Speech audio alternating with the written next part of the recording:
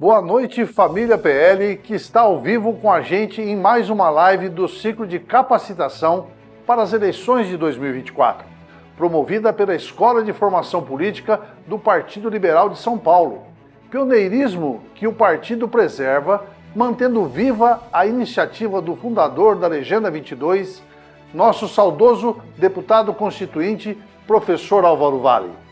Trago aqui abraços do presidente nacional do PL, Valdemar Costa Neto, e do presidente estadual do PL em São Paulo, economista José Tadeu Candelária, que transmitem saudações e agradecimentos às pré-candidatas, os pré-candidatos, suas assessorias técnicas, bem como aos dirigentes municipais e aos parlamentares federais e estaduais do Partido Liberal, onde fazem ainda um apelo para que se mantenham unidos e alinhados em torno do grande projeto eleitoral do Partido Liberal, visando eleger o maior número de prefeitos e vereadores nas eleições deste ano no estado de São Paulo. Vamos iniciar mais uma live de capacitação às eleições de 2024. Desta vez, o assunto é um dos mais esperados. Vamos falar de redes sociais. E os especialistas dessa noite são Cristiane Liberatori e Anderson Ladeira. Prestem muita atenção nesse assunto. O palco é de vocês. Sejam bem-vindos. Boa noite, Cimei. Boa noite, Anderson. Boa noite, Cris. Bom, e hoje a gente vai falar sobre um tema bastante amplo, na verdade, que é o impacto das redes sociais na política, né? E o que isso significa ao longo dos anos. Eu queria pedir para iniciarem esse vídeo com a gente, para a gente falar um pouco sobre a timeline inicialmente da internet. E aí a gente chegar até os dias atuais nas mídias sociais. Então, em 69, até pediria para dar um pause nessa cena aqui, a gente tem a criação da internet pela ARPANET, que é justamente um organismo vinculado ao Ministério de Segurança dos Estados Unidos, né, ao Pentágono, que criou a internet, elaborou a internet como arma de guerra, né? E numa eleição não é diferente, a gente precisa enxergar a internet exatamente dessa mesma maneira. A internet foi criada na ocasião para proteger os dados da invasão de inimigos, do acesso de inimigos em bunkers no campo de batalha. Então, quando esses bunkers eram eventualmente estourados, aqueles dados eles estavam preservados numa outra camada inacessível, né? Numa tecnologia inacessível para os demais adversários. Isso em 69. Então, a internet ela é muito mais antiga do que a gente imagina. Pode seguir, por gentileza. Depois, na década de 70, isso foi liberado também pelo Pentágono, mas apenas para parceiros que trabalhavam prestando serviço, né, para a área de segurança estatal. Então, tanto universidades quanto empresas privadas que prestavam serviço para as pesquisas ligadas à área de segurança norte-americana, a internet ela foi liberada. Nesse momento, inclusive, se separa a internet do que seria a Milnet. Hoje eles têm a internet separada da rede, né, justamente para garantir uma segurança maior, que eles chamam de Milnet, que é utilizada pelos militares. Pode seguir, por gentileza.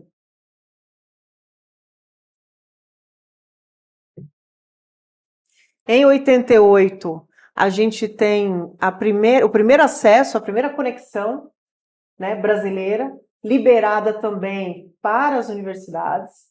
Então, foi o uso da internet no Brasil, inicialmente para as academias, e só a partir daí é que foi liberada comercialmente, né? Ainda era restrito o acesso disso.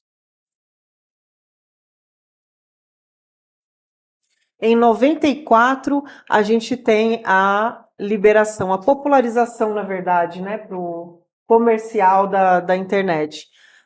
E aí a gente tem a discada, que era o acesso que todo mundo tinha, o acesso comercial, e ali uma brincadeira do que era a discada até chegar no que a gente tem hoje, já 5, 6G, que é o que está sendo comercializado aí no mundo, né? Aqui no Brasil ainda 5G.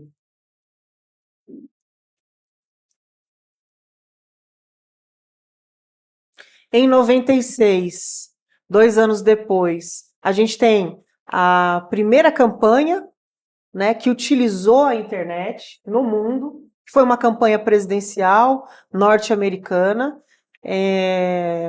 E aí, nessa ocasião, os candidatos norte-americanos, eles criaram páginas, sites bastante simples, né, de navegar para colocar suas propostas, ainda não tinha lógica de 2.0, portanto não tinha cadastro algum, não tinha relacionamento, era só um consumo 1.0 ainda, então as pessoas entravam, né, nesses sites apenas para acessar informações relacionadas a propostas, plano de governo, informações relacionadas a resultados eleitorais, que depois, inclusive, eles publicaram nos sites, né? Então, era um panfletão, num estilo panfletão, o que seria o panfleto impresso, só que virtualmente, né, naquela ocasião.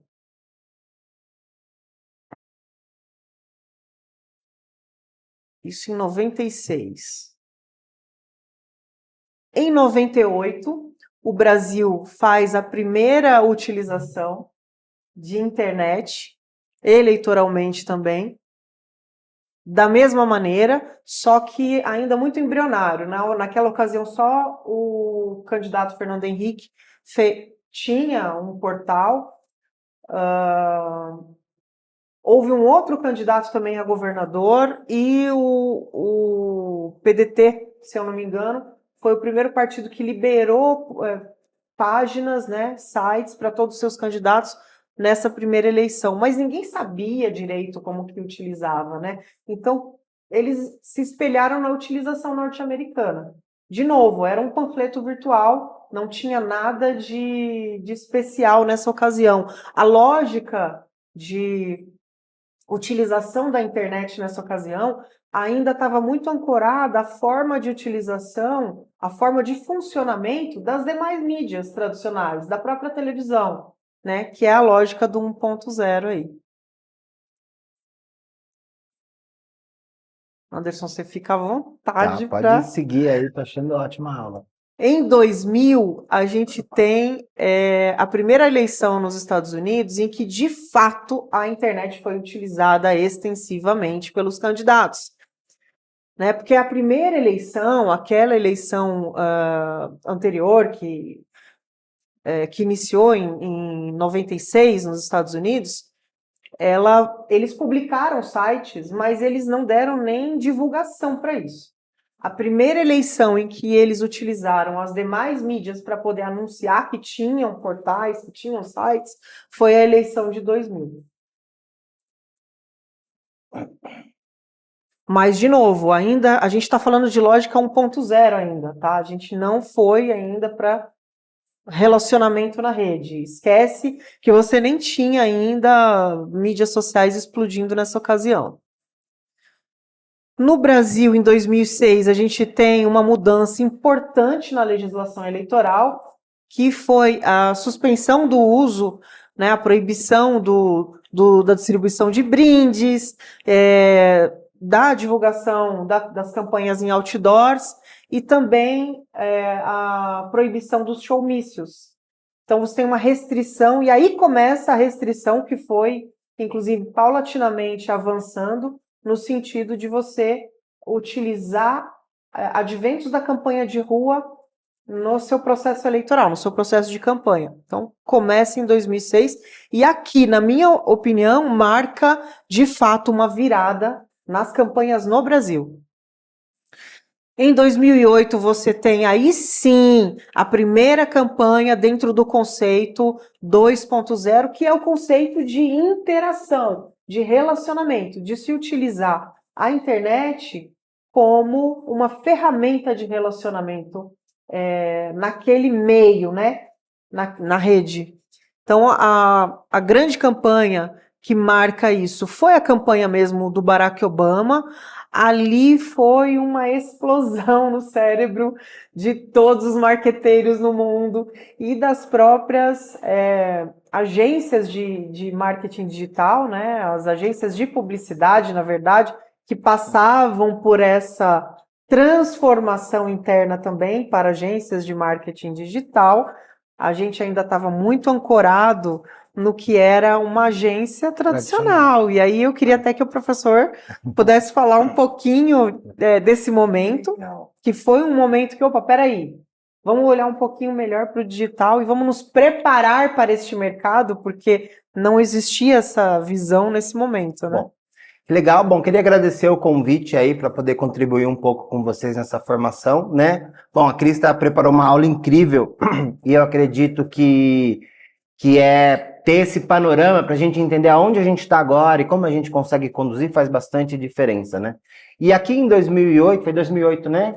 Que a gente conseguiu, começamos a nos relacionar, né? Usar a internet, não do ponto de vista de ser só uma apresentação, né? A gente começa a entender com profundidade que a internet não é uma mídia, né? Não é só uma mídia, né? Ela passa a ser um veículo cheio de mídias internas e ali que é essa possibilidade, eu acho que aí, assim, que explodiu, né? Então, 2008, que você comenta aqui, é esse ponto, assim, que a gente começa a construir, iniciar o conceito de construir relacionamentos, de que eu não só mostro e tudo bem, terminou a minha comunicação ali, né? Então, eu começo a mostrar e devolver essa comunicação, né, Cris? Sim.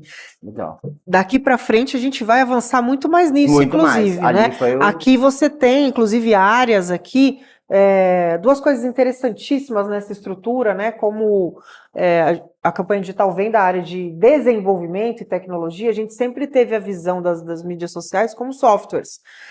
E aqui, na construção do website deles, eles pensam já em duas questões muito interessantes.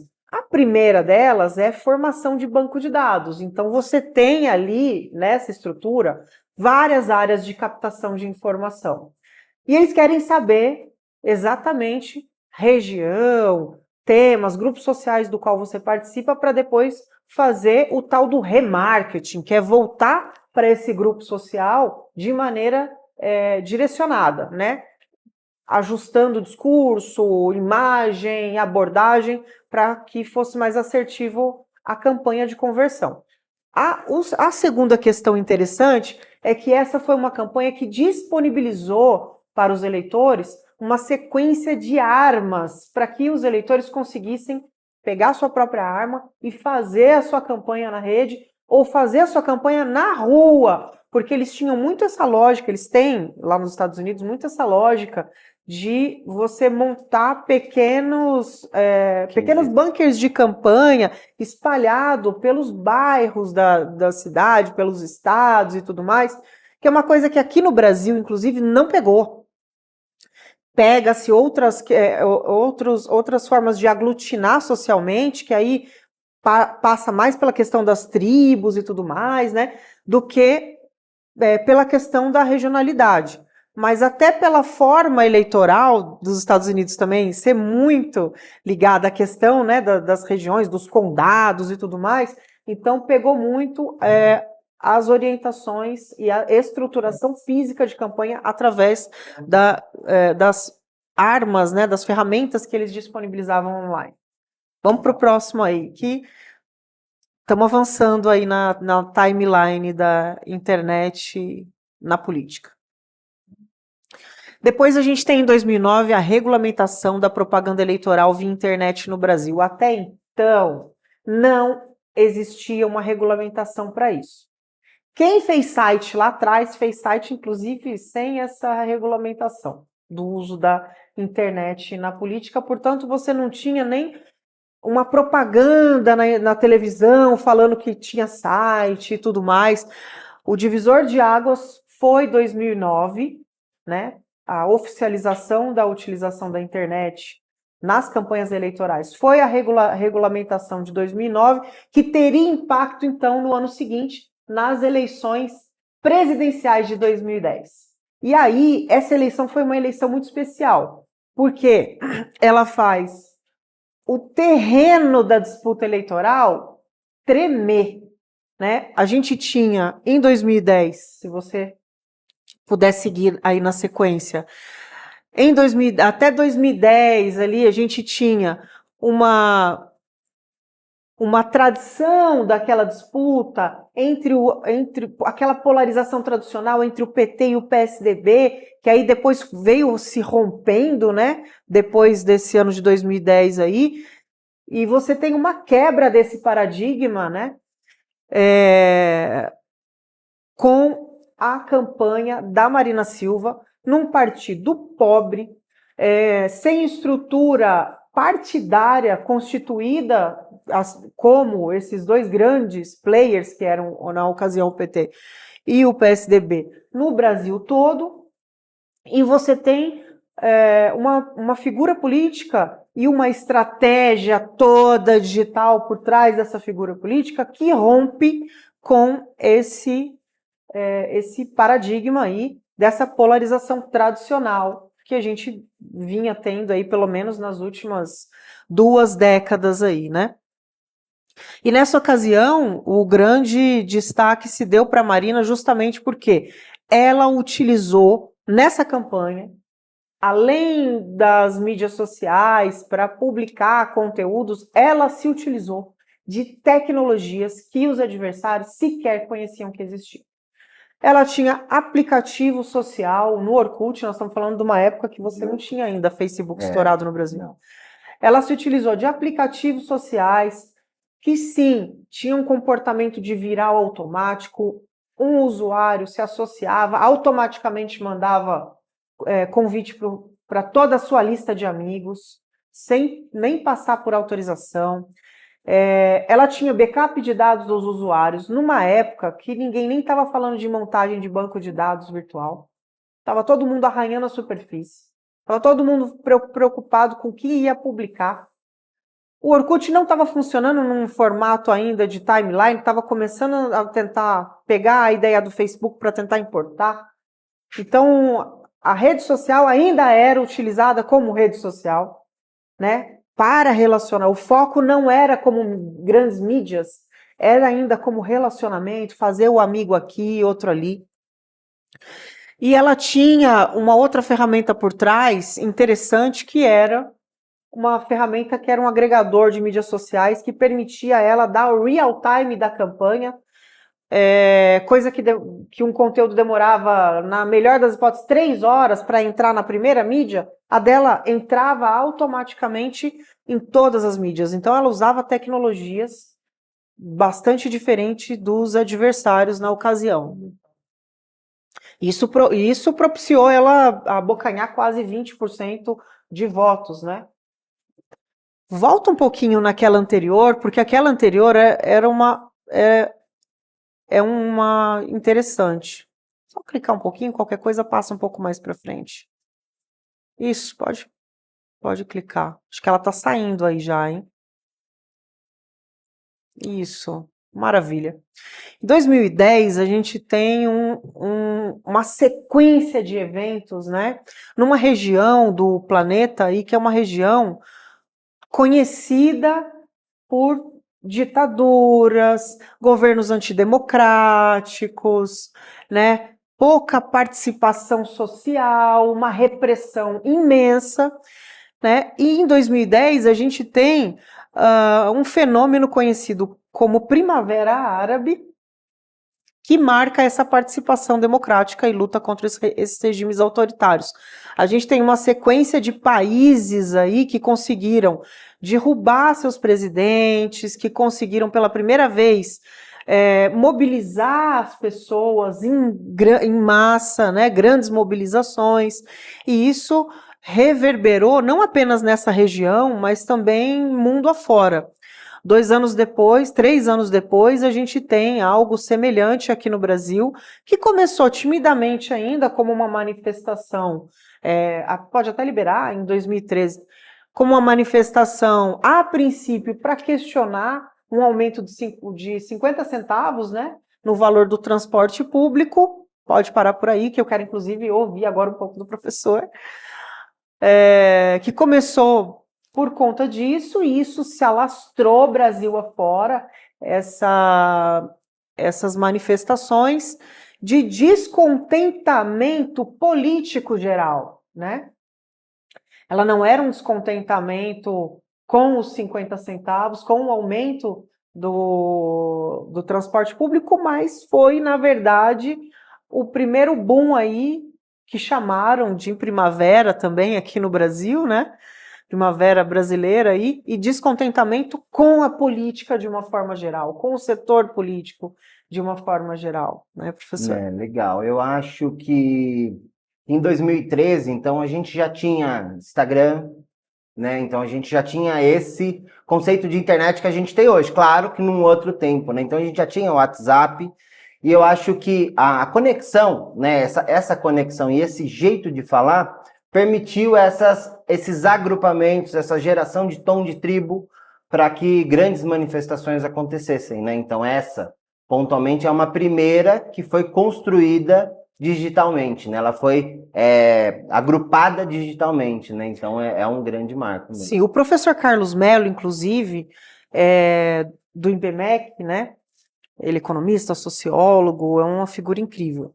Ele faz uma reflexão muito interessante, muito importante, social, no seguinte sentido. Até essa ocasião, porque isso aqui assustou e não foram só os políticos, todo mundo, né, ficou impressionado, porque ninguém achava que a internet poderia ser instrumento de mobilização social. Até essa data não existia essa possibilidade. A internet e as mídias sociais ainda eram vistas, até esse período das primaveras, ainda eram vistas como ferramentas de relacionamento social e não de mobilização, né? E o professor Carlos, ele fala o seguinte, que a internet, as mídias sociais, elas trouxeram uma transformação tão grande ao ponto da sociedade civil organizada hoje não mobilizar o que? Movimentos espontâneos e lideranças que surgem dessas movimentações de rede, né, desses grupos dentro das mídias sociais, conseguem mobilizar. Então, se pegar as entidades mesmo da sociedade civil organizada hoje, os sindicatos, os movimentos sociais ligados a mulheres, a jovens, a estudantes, mesmo aos próprios trabalhadores, eles perderam a capacidade real de mobilização tradicional. O próprio recrutamento dessa militância, hoje, ela é dificultada porque a lógica da mobilização, ela é virtual, ela é digital, ela se dá em outros termos. Então, ele faz esse questionamento. A sociedade civil organizada, ela não consegue mobilizar como alguns movimentos criados espontaneamente, muitas vezes por figuras que não são políticas. E isso trouxe consequências reais para a política, né? Inclusive para a política partidária, para as próprias eleições. Uma liderança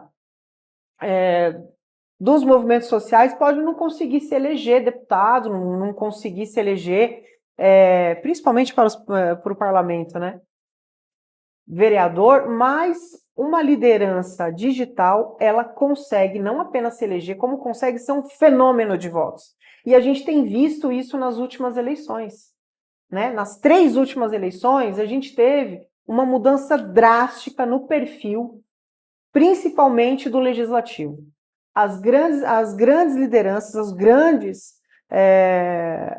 candidatos que tiveram um volume grande de votos aí, que romperam bolhas tradicionais aí, né, de lideranças históricas, elas saíram da internet.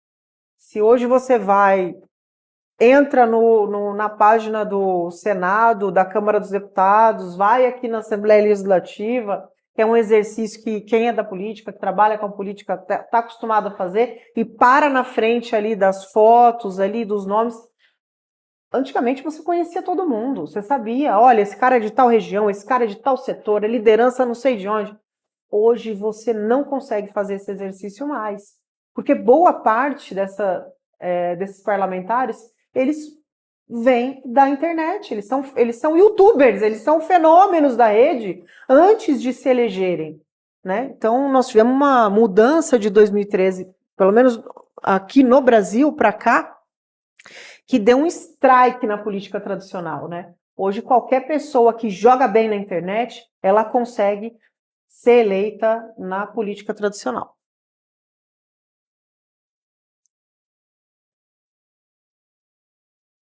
A gente tem um fenômeno em relação ao consumo de notícias, porque hoje as pessoas, elas, em sua grande maioria, elas consomem notícia através das redes sociais, elas não sequer sites de notícia elas usam, hein? Isso também abre uma porta perigosa para fake news, né?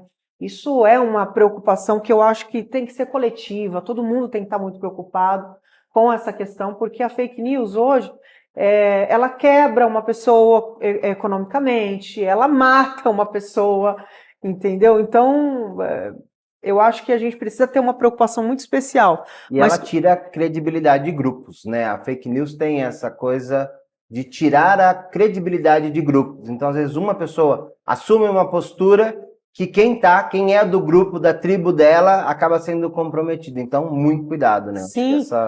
A revista Exame, ela publicou recentemente uma pesquisa nacional que fala que quase 90% dos brasileiros já caíram em alguma fake news. Sim.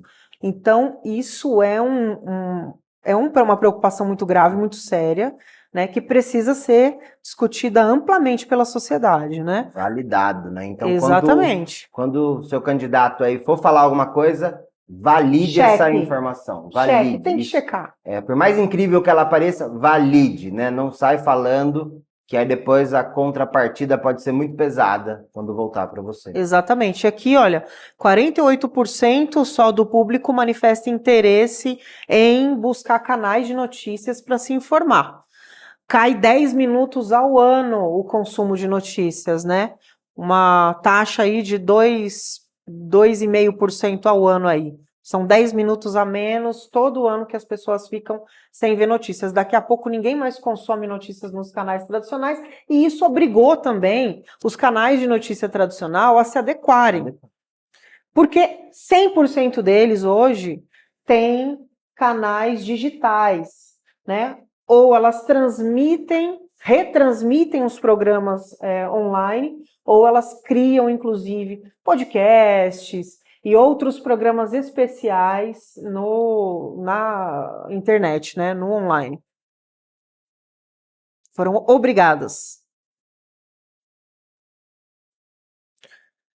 Esses são dados dos usuários que acessam a internet via celular, atualizadíssimos. Nós estamos falando de dados agora de abril, tá? Esses são dados do Year Social, que é o maior organismo que reúne uma série de contribuições de diversas agências de notícias e de diversas empresas de pesquisa, inclusive algumas pesquisas com inteligência artificial também, para poder estratificar todos esses dados aí, tá?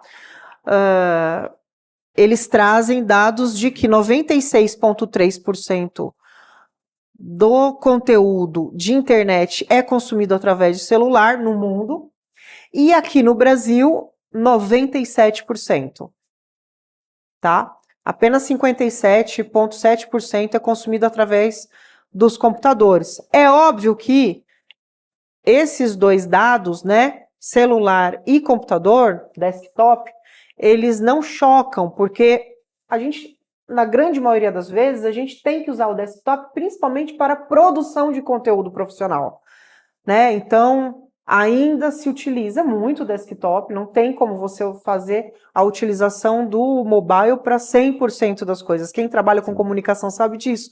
O celular foi feito para consumir conteúdo.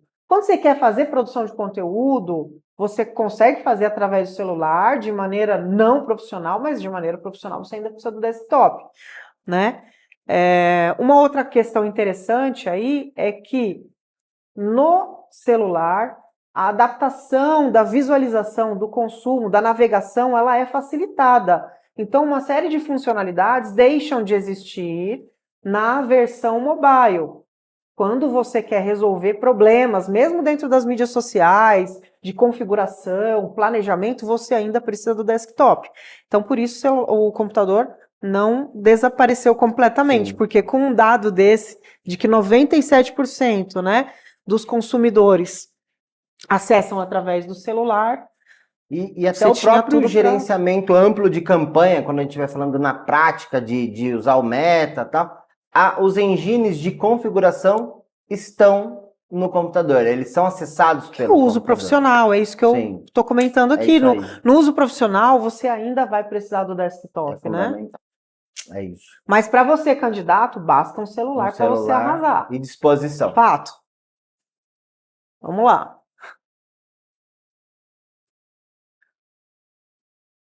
Outros dados interessantes aqui é o número de usuários de internet, né? Mundo e Brasil. A gente tem aí quase 8 bilhões de... Não, um pouquinho mais de 8 bilhões de pessoas no mundo hoje e 67,3% do total de pessoas no mundo estão na internet, né? São quase 70% das pessoas no mundo estão na internet. Ou seja, 2 de 3 pessoas no mundo estão conectadas. No Brasil, esse dado, esse percentual é ainda maior. Quase 90% dos brasileiros estão conectados. São 87% dos brasileiros conectados. Tá? Ou seja, não dá para fazer nada fora da internet, gente. Quem quer fazer uma campanha tem que se preocupar com a internet. Esse gráfico do tempo gasto na internet é um gráfico interessante, porque ele coloca o Brasil em segundo lugar entre os países que mais consomem internet no mundo. Né? O primeiro é a África do Sul, com 9 horas e 32 minutos por dia, e o segundo é o Brasil, com 9 horas e 14 minutos por dia. Ou seja, a gente perde por menos de 15 minutos de diferença da África do Sul. Né? E o brasileiro fica aí 9 horas e 12 minutos por dia na internet. Vamos para o próximo gráfico? É um tempão isso aí. O que isso significa? Esse tempo, pausa, porque isso aqui vai chocar vocês. Eu acho que esse é o dado mais chocante que a gente tem da nossa relação com a internet. Hoje, essa geração que a gente fala que é a geração de transição entre o modelo analógico e o modelo digital, ela passa 18 anos na frente da tela, consumindo internet. 18 anos é coisa pra caramba.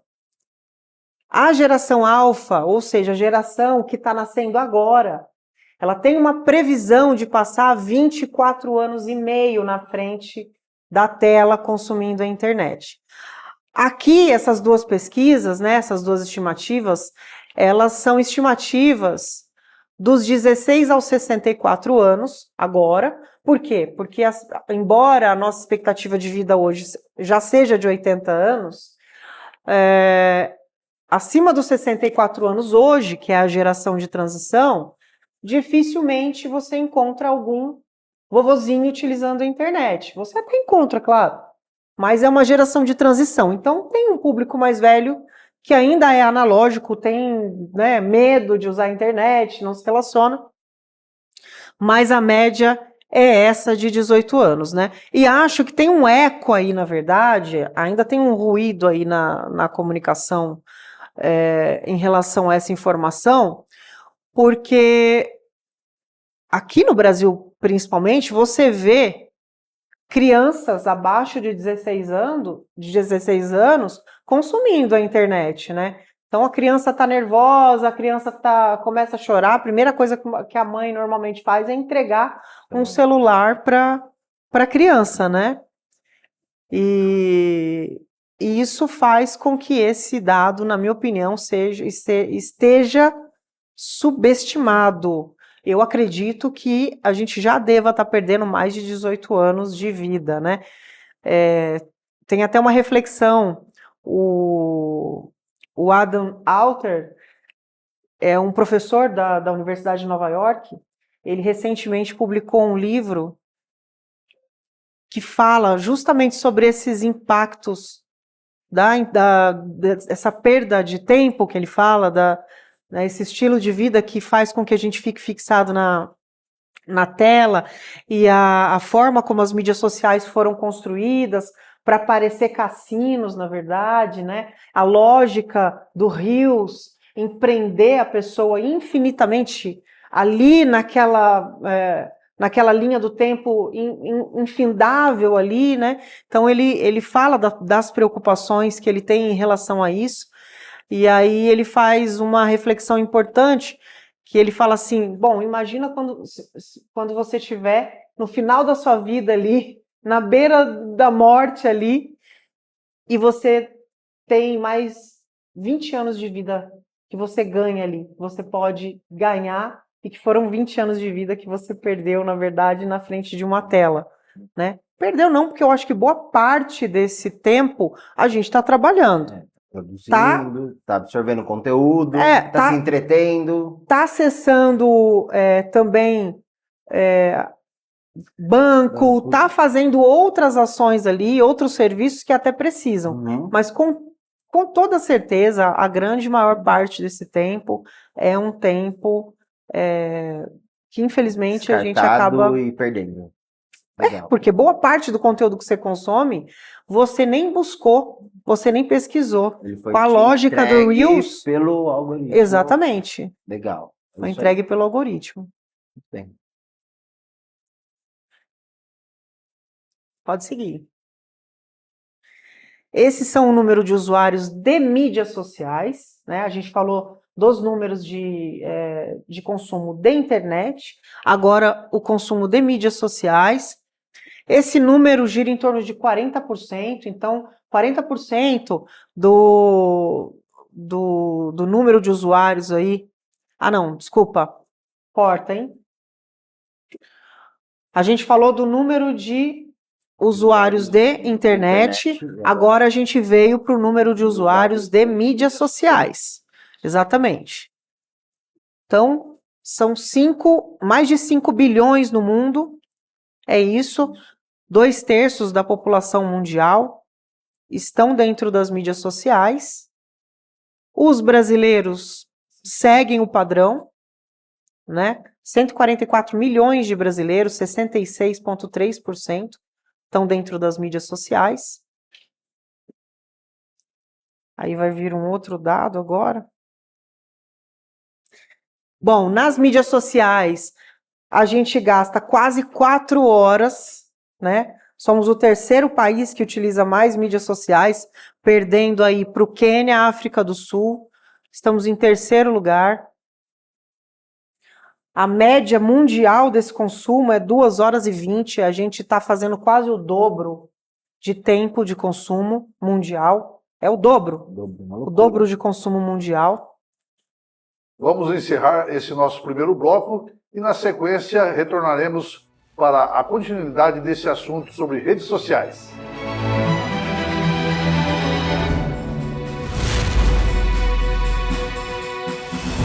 Nós queremos o Bolsonaro candidato a presidente do Brasil pelo PL. Agora, se ele não for, quem decide quem vai ser o candidato a presidente é o Bolsonaro. Quem decide quem vai ser o candidato a vice-presidente é o Bolsonaro. Devemos isso a ele. É ele que tem os votos. O Bolsonaro e o povo brasileiro fizeram do PL o maior partido do Brasil. O PL Mulher sabe que para promover avanços no país é preciso ter coragem e determinação.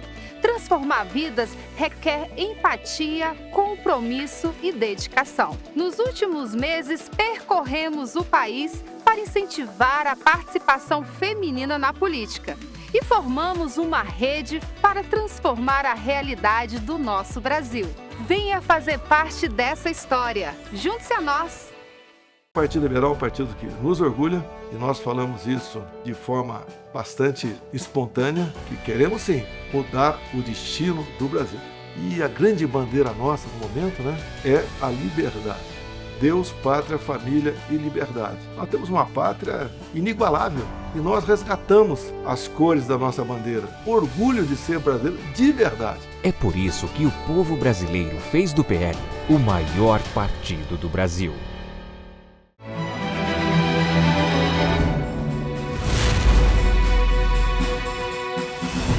Voltamos ao nosso segundo bloco, retomando o tema redes sociais. Bom, vamos dar sequência aqui, a primeira parte incrível, aqui com uma profundidade fantástica que a Cris preparou. Vamos dar sequência aqui, agora nós vamos falar um pouco mais de ações táticas e práticas aí que a gente pode usar nas campanhas, tá? A Cris vai dar sequência aqui na apresentação e a gente termina esse bloco aqui com dicas e tutoriais aí que vocês podem fazer para aparecer na campanha de vocês.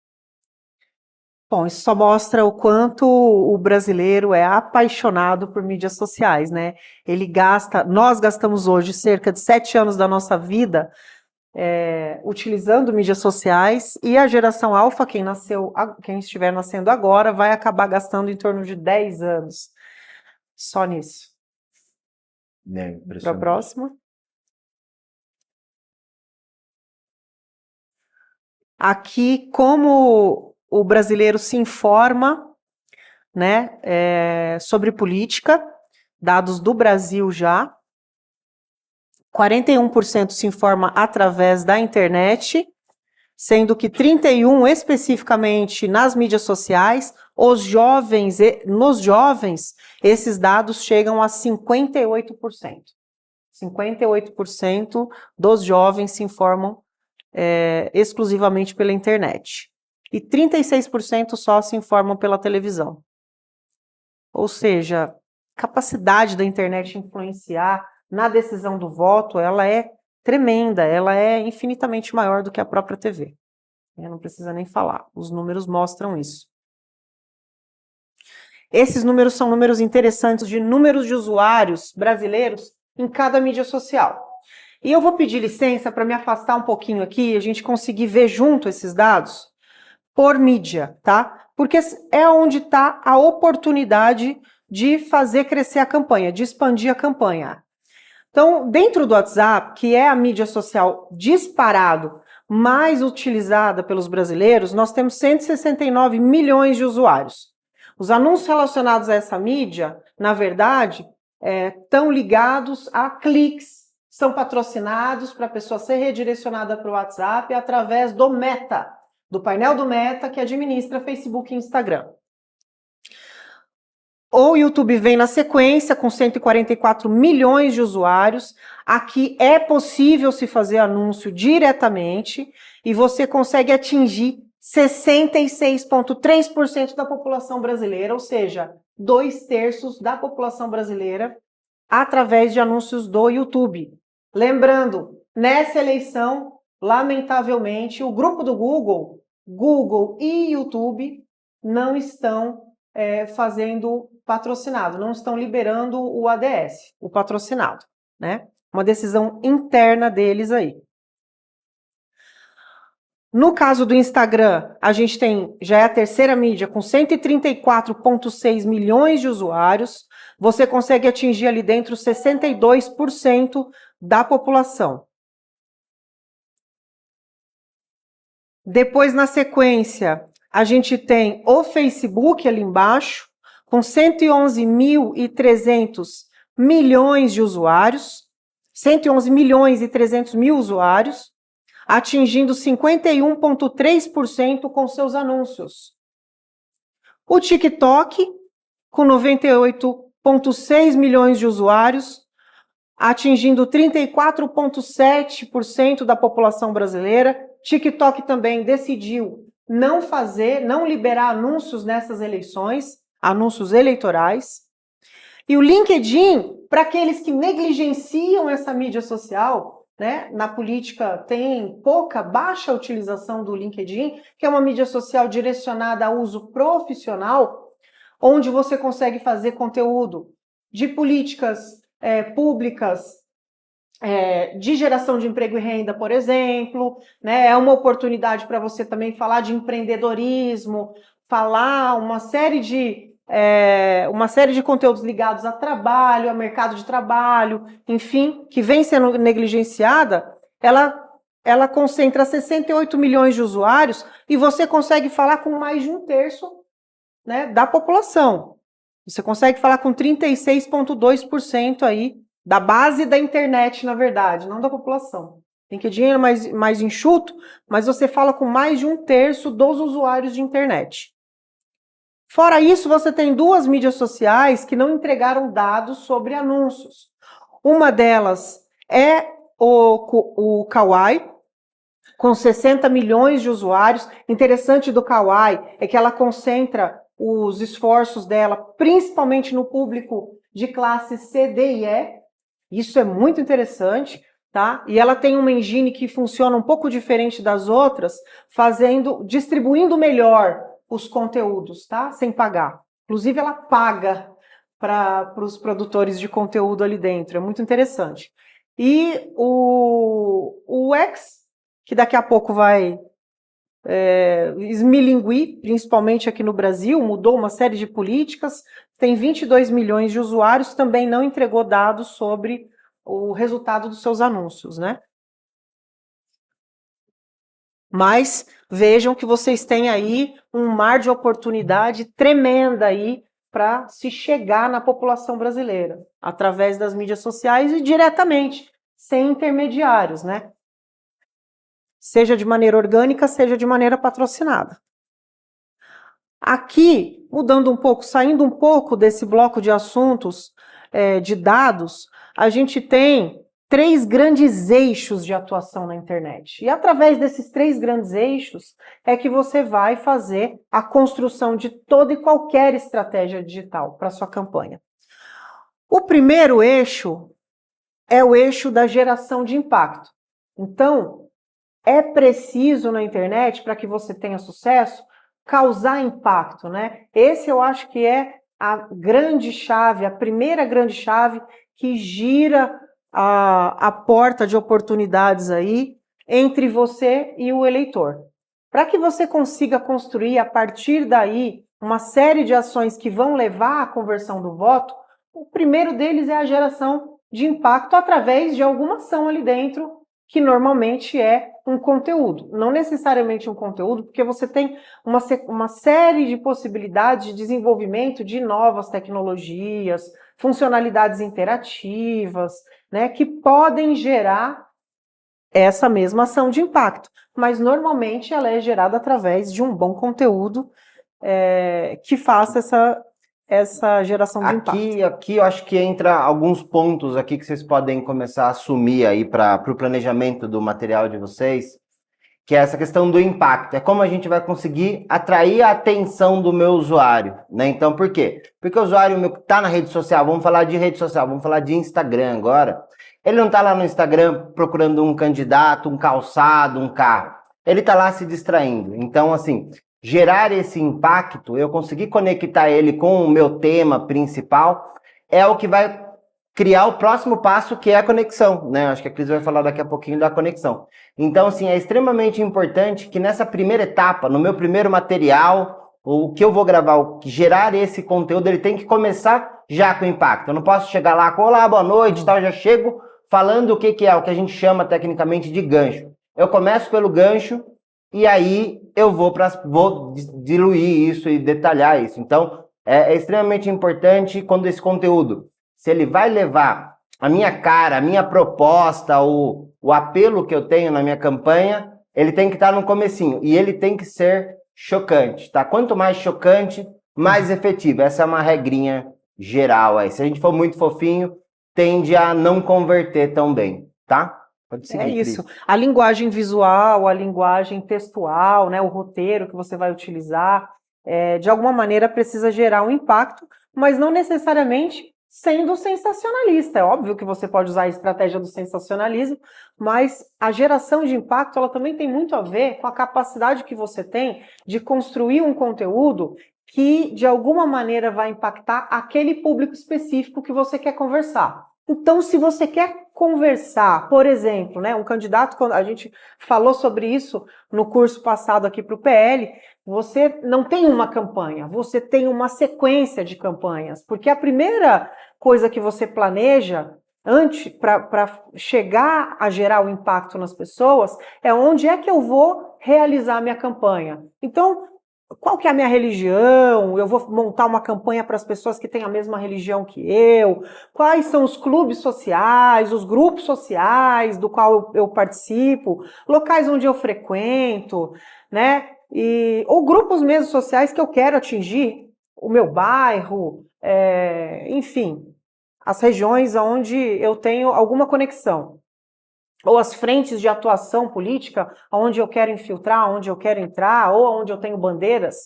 Enfim, planeje ações que gerem impacto para aquele grupo social em que você vai entrar com a sua campanha segmentada. Porque a lógica da campanha política sempre foi a segmentação.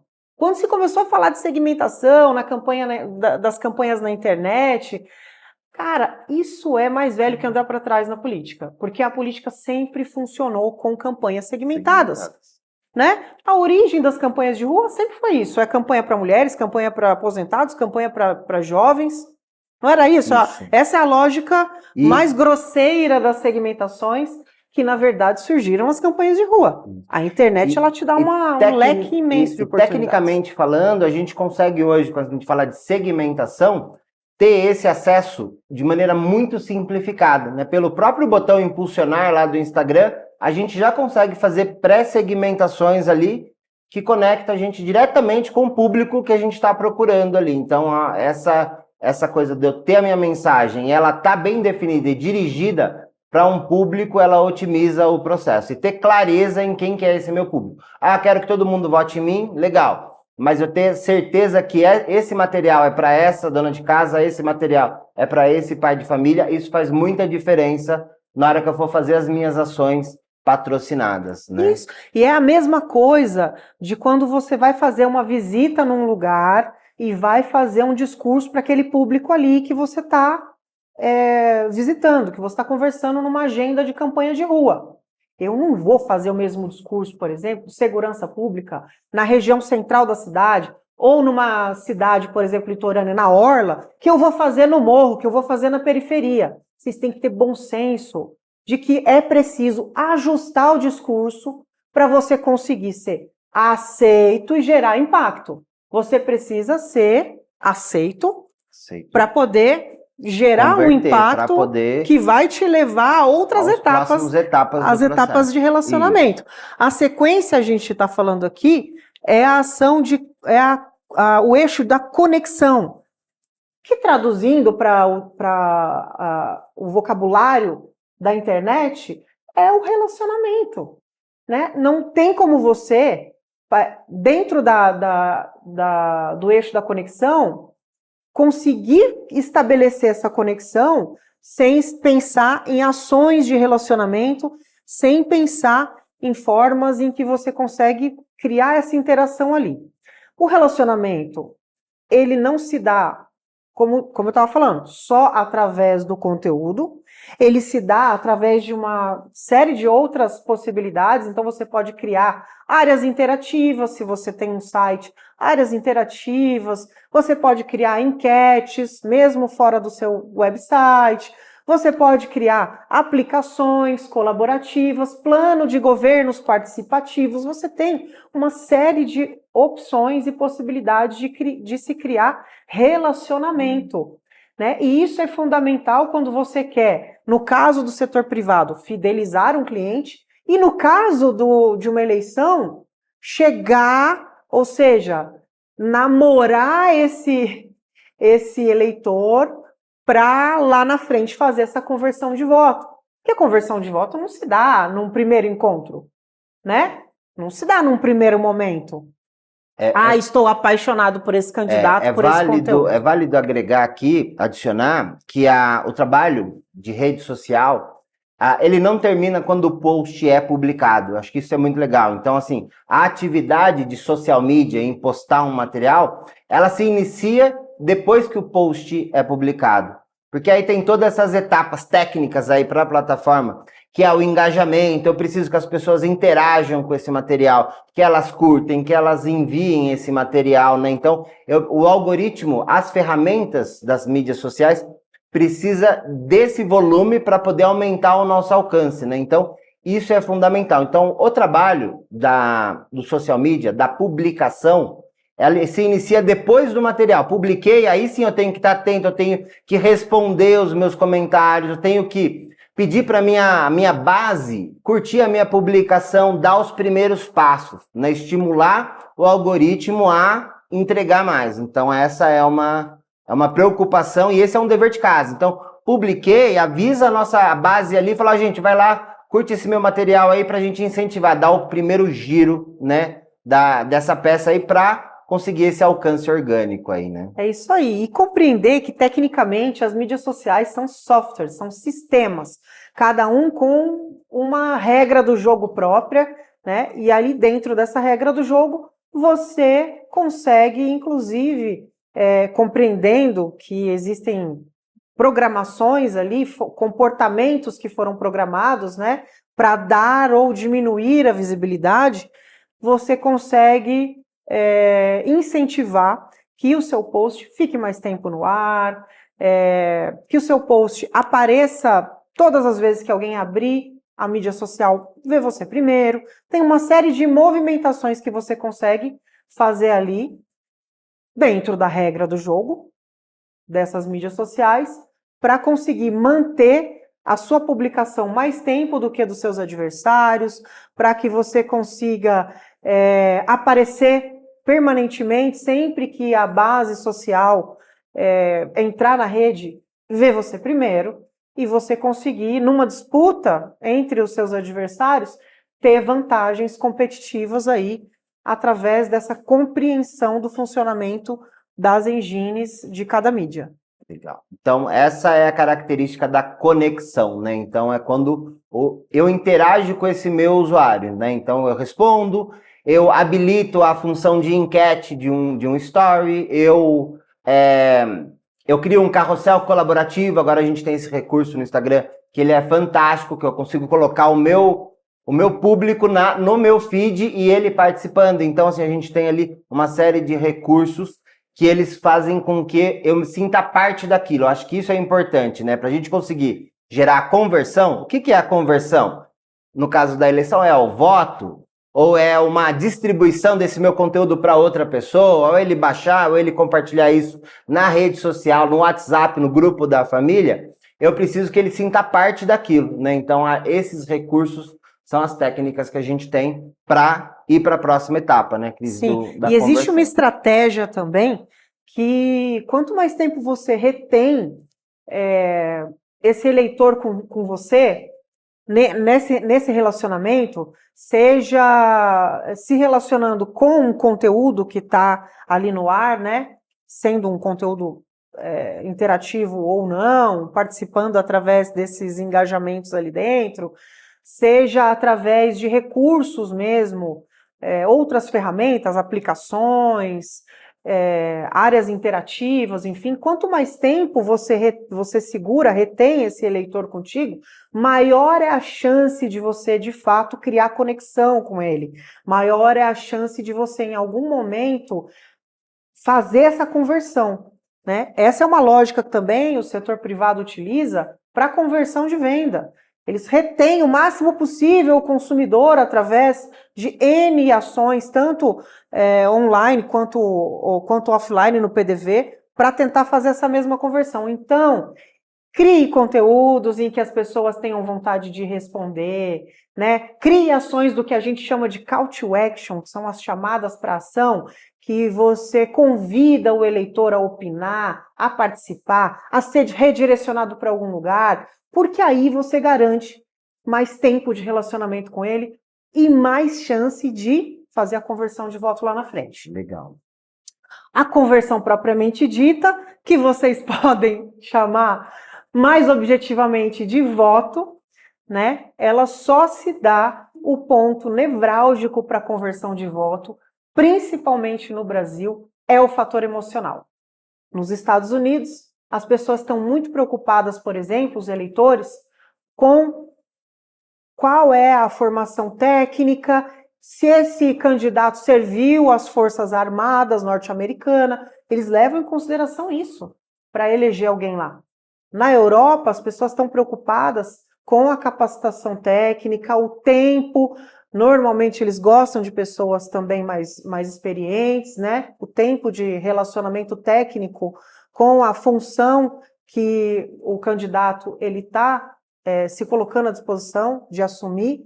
E aqui no Brasil, impressionantemente, as pessoas estão pouco preocupadas com essa questão da formação técnica e mesmo até com propostas ou com entregas, com o legado político de cada um. As pessoas elas têm conexão emocional com os candidatos. Então, são gatilhos mentais, são gatilhos emocionais, pontos de identificação pessoal entre a história de vida do candidato e o eleitor. Isso, aqui no Brasil, é determinante para fazer a maior parte das conversões de voto.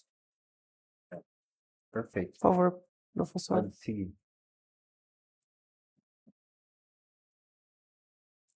Aqui a gente trouxe uma lista de possibilidades de ações na pré-campanha, tá? Análise de presença digital, planejamento de ações estratégicas, desenvolvimento da marca. Você pode usar um slogan na pré-campanha, lembrando que a marca você pode repetir da pré-campanha para a campanha, mas na campanha você não repete slogan, não pode. Adequação da gestão e gestão das mídias sociais, relacionamento direto através delas, produção de conteúdo, criação do website, já na pré-campanha você pode, desenvolvimento de canais exclusivos de relacionamento, estratégias utilizando a lógica do storytelling, branding marketing, rastreamento de possíveis eleitores por interesse, preparação do candidato e media training já na pré-campanha, principalmente se ele for para uma disputa majoritária, é fundamental isso. Tem muita gente que tem coragem de falar, mas não fala bem, fala pessimamente mal, e aí a coragem se torna até um sabotador do próprio candidato, né, professor? Exatamente. Promoção de eventos físicos e digitais, né?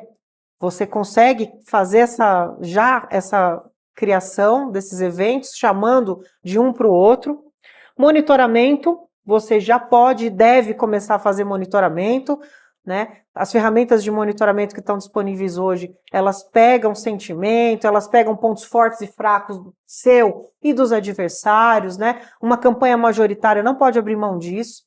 Divulgação segmentada, você já pode patrocinar, tem que tomar bastante cuidado com os valores de impulsionamento. Existem casos já na legislação eleitoral brasileira de cassação de mandatos, né, que foram eleitos por abuso de poder econômico na pré-campanha. Então tenha em mente que o que você vai gastar na pré-campanha precisa caber no teto de campanha lá na frente, na somatória, na prestação de contas, né?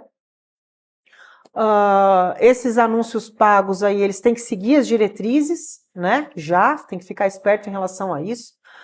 A organização dos times de apoio físico e digital, vocês já têm que começar a trabalhar antes. Ações para formação de banco de dados, regulados com a Lei Geral de Proteção de Dados.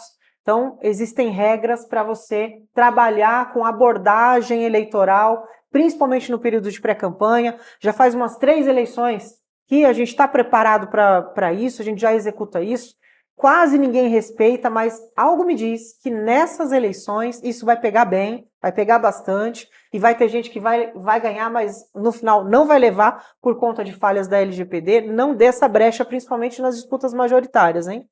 Pesquisas qualitativas e quantitativas, hoje inclusive você tem uma série de ferramentas digitais para execução dessas pesquisas, enquetes online, robôs que fazem sondagens, que entram em contato através de telefone, você tem muita coisa bacana e barata, e trackings de opinião.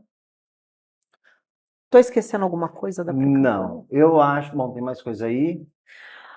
Tem as ações de campanha propriamente dita, né? Lembrando, você praticamente pode tudo na pré-campanha, menos pedir voto. Não cometa esse erro. Você pode apresentar suas propostas, você pode falar do teu trabalho anterior, você pode executar uma série de ações físicas e virtuais, mas você não pode efetivamente pedir voto. Importante considerar que o feito é melhor do que o perfeito. Não tem experiência com câmera, ok, pega e vai, eu acho que isso é importante, né? Assim, até você chegar no nível, quem começar agora, vai chegar lá no final dessa campanha, vai ver a evolução, ela é nítida, a repetição faz a experiência, então acho que esse é uma premissa. Não se apegue muito a gerar o perfeito, o feito já é uma etapa importante para quem está começando.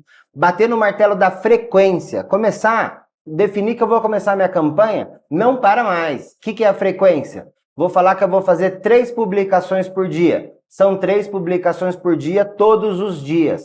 Não abra mão, o algoritmo precisa dessa frequência. Para quê? Para ele entender quem que é o seu público, com quem você quer conversar e assim aumentar o seu alcance. Isso é importante, tá? Pensar que conteúdos estruturais, agora falando de Instagram, tá, gente? Dicas práticas, tá? Conteúdos estruturais devem estar no feed. Então, assim, qual é a minha bandeira? Para quem que eu tô falando? Essas informações têm que estar lá no meu feed. Os meus stories têm que estar o quê? O meu dia a dia, o que eu estou fazendo em prol dessa bandeira que eu estou levantando. Então, o stories todo dia, quanto mais, melhor. Precisamos de impacto. O impacto, ele vem em decorrência da frequência, tá? Então, assim, dicas pontuais e práticas aí para quem começar. Então, não vá atrás do perfeito. O feito já é uma grande entrega para quem está começando, né? Eu queria incluir 2 itens que eu acho importantíssimos, né, nesse assunto de ações aí de pré-campanha e campanha, que são as utilizações de tecnologias, de novas tecnologias, né? A campanha digital está há 15 anos no mercado e a gente sempre desenvolveu ferramentas e tecnologias integradas às mídias sociais para, inclusive, forçar o aumento do desempenho da comunicação ali dentro da rede. Eu queria falar da utilização dos robôs, por exemplo, porque a legislação eleitoral ela preconiza que é proibido a utilização de robôs nas campanhas, mas as pré-campanhas ela é omissa nesse sentido. E você pode fazer uma utilização de uma sequência de robôs de forma positiva, né? Então, palavras-chave e termos pré-determinados, por exemplo, eles podem provocar a ação de robôs que fazem abordagem espontânea, inclusive em nome do próprio candidato, para levar convites, levar campanhas, né? Fora de períodos eleitorais mesmo, quem tem mandatos ou governos, podem, quando alguém falar de dengue, levar uma mensagem automática sobre dengue. Quando alguém falar de meio ambiente, levar um projeto, uma proposta de meio ambiente. Na pré-campanha, isso é muito possível. É possível se fazer convite para participações, é possível se levar pesquisas e enquetes para que essas pessoas interajam. Entrem em grupos, curtam determinados conteúdos. Então, a utilização dos robôs eu acho que é maravilhosa na pré-campanha. Na campanha, não é possível. E a utilização de inteligência artificial, você tem uma lista de possibilidades de utilização de inteligência artificial nas campanhas e nas pré-campanhas, né? Agora está super comum utilizar a inteligência artificial na produção de conteúdos de trend, trocando ali, colocando o candidato para fazer dancinhas e brincar, criar memes e tudo mais.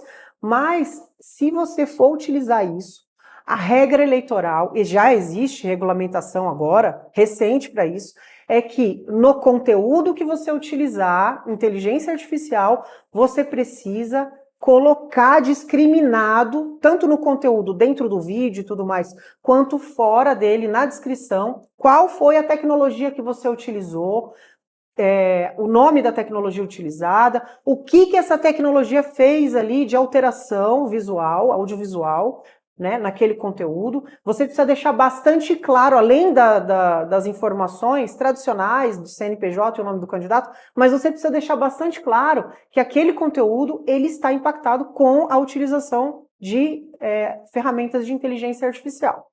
Agora, a inteligência artificial, ela tem um limite, que é o limite ético, né? Porque é possível se utilizar de inteligência artificial hoje para você criar eventos que não existiram, colocar rosto de pessoas, né, na estratégia de deepfake, de forma degradante, que isso possa prejudicar um adversário. É possível você, inclusive, fazer alteração de voz, gravação, pegar identidade de voz e criar conversas que nunca existiram, criar cenas que nunca existiram. Então, assim, hoje, a utilização de inteligência artificial ela é praticamente ilimitada, né? Diante disso, inclusive, a gente trouxe um vídeo para contribuir até onde a criação, né, desses factoides, utilizando a inteligência artificial, é capaz de chegar, que a gente vai deixar aí para o final. Mas eu espero que vocês entendam, né, que a utilização dessas novas tecnologias, elas precisam ser utilizadas de maneira muito consciente, né, dentro da legalidade e de forma muito positiva, porque elas trazem aquilo que é aquele primeiro item fundamental para se chegar na conversão de voto, que é a geração de impacto. Isso, com toda certeza, a inteligência artificial e as novas tecnologias, elas são capazes de fazer. Bom, pessoal, e até agora, até o início da campanha, o que a gente tinha para falar de pré-campanha é isso. Para falar de campanha, a gente vai deixar especificamente as ações para uma próxima oportunidade. Não perca, porque vai ser chocante, vai criar impacto essas ações de campanha para uma próxima oportunidade. Eu convido vocês a entrar nos nossos Instagrams e ver uma sequência bacanérrima de conteúdo ligado à inteligência artificial que a gente deixou lá. Legal. Bom, foi um prazer falar com vocês. Eu acho que no próximo material a gente vem com um olhar mais prático e técnico aí, né, pautado nessa questão de o que fazer, como fazer e de que jeito fazer. Tá? Muito obrigado aí pela audiência.